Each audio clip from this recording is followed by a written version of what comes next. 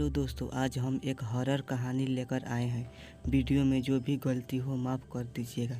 चलिए शुरू करते हैं। बात उन दिनों की है जब मैं कॉलेज का स्टूडेंट था। अपने कॉलेज की ओर से हम सभी कैंप में के लिए एक जंगल में गए थे। हल्की ठंड थी, अतः रात में हम सब ने पूरी रात कैंप फायर के साथ डांस करने, गाने आदि का प्रोग्राम तय किया। मुझे और सभी साथियों को कैंप फायर के लिए लड़कियां इकट्ठा करने का भार सौंपा गया। मैं निकला तो सबके साथ ही, लेकिन जंगल के प्रकृति सौंदर्य में भटकता हुआ अकेले बहुत दूर कहीं निकल गया। अचानक आसमान बादलों से भर गया और गरज के साथ बारिश होने लगी। बादलों के लगातार गरजने से मैं पेड़ के नीचे खड़ा रहना मुमकिन न समझ आसपास किसी घर की तलाश में एक दिशा में भागने लगा। मुझे कुछ ही दूर पर एक लाल ईंटों से बनी शानदार बिल्डिंग नजर आई।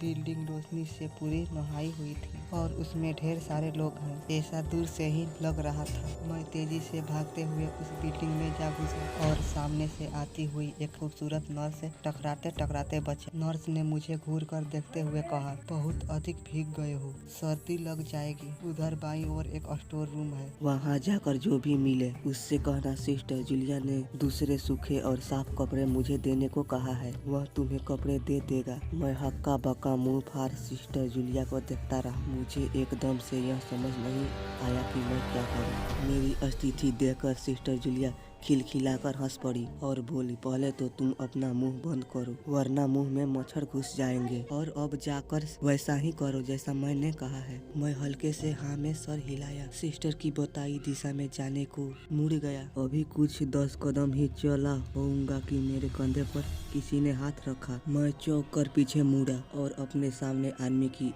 वर्दी में एक युवा को खड़ा मुस्कुराते पाया। मेरे चेहरे पर आश्चर्य का बादल अपना घर बना चुका था, जिसे देखते ही उस युवा को हंसी आ गई। उसने धीमे किंतु डर स्वर में कहा, मैं कैप्टन विनोद हूँ और यह हमारे देश की आर्मी का हॉस्पिटल है। कैप्टन विनोद की बातों ने मुझे आश्चर्य किया। मैं अब धीरे धीरे सामान्य हो गया और मैंने कैप्टन विनोद को सिस्टर जूलिया की कही बातें बताई। सुनकर कैप्टन विनोद के चेहरे पर रहस्यमयी मुस्कान फैल गई और वे बोले, तो सिस्टर जूलिया से भी मिल चुके जी? क्या मतलब है आपका? कुछ नहीं, चलो मैं तुम्हें सूखे कपड़े देता हूँ, चेंज कर लो, नहीं तो सच में सर्दी लग जाएगी। और मैं कैप्टन विनोद के पीछे पीछे एक बड़े कमरे में पहुँच गया। कमरे के चारों ओर हरे रंग के पर्दे लगे हुए थे। एक ओर एक बड़ा सा बेड पड़ा हुआ था और उसके सामने एक सोफा था।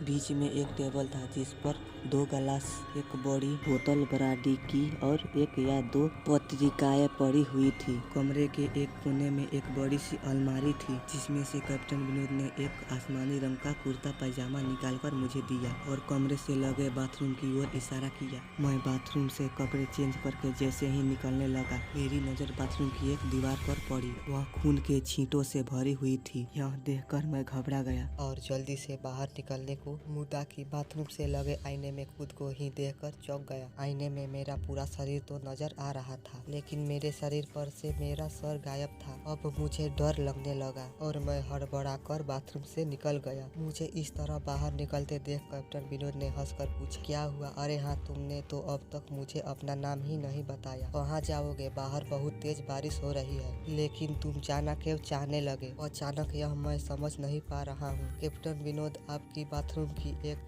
दीवार पूरी खून से छींटों से भरी हुई है और आपके बाथरूम में लगा आईना भी कुछ अजीब सा है। उसमें मुझे मेरा पूरा शरीर तो दिखाई दिया, लेकिन मेरा सर ही गायब था। मैं अब बिल्कुल भी नहीं रुकूंगा, यह बारिश में ही भीगता हुआ अपने कैंप तक जाऊंगा। कहते हुए मैं कमरे से बाहर जाने वाले दरवाजे की ओर बढ़ा। रुको! तभी कैप्टन विनोद की डरावनी आवाज गूंजी, तो तुमने सब कुछ देख ही लिया? जी, क्या मतलब है आपका? मेरी आवाज से डर भर गया था। मतलब चाहे जो हो, तुम तब तक यहाँ से नहीं जा सकते जब तक मैं तुम्हें कुछ बता न दूं। क्या बताना चाहते हैं आप? जो आज तक कोई न जान सका। जो आज तक कोई न जान सका वह मैं जानकर क्या करूँगा? प्लीज अब मुझे जाने दे। मैं डर से रुआसा हो गया। नहीं, बिल्कुल भी नहीं, और तुम्हें मुझसे डरने की भी कोई जरूरत नहीं। सैनिक सबकी रक्षा के लिए होते हैं। मैं भी तुम्हारी सुरक्षा ही कर रहा हूँ। कैप्टन विनोद की स्वर में कोमलता थी। आओ मेरे साथ इस सोफे पर बैठ जाओ, मैं तुम्हें एक कहानी सुनाता हूँ। कहानी खत्म होते ही मैं तुम्हें तुम्हारे कैंप तक जीप से छोड़ आऊंगा। वैसे भी तुम अपने साथियों से काफी आगे निकल आए हो, वहाँ तक तुम अब चलते हुए शायद पहुँच न पाओ। कैप्टन विनोद के स्वर में जाने कैसी आछरास्ती थी।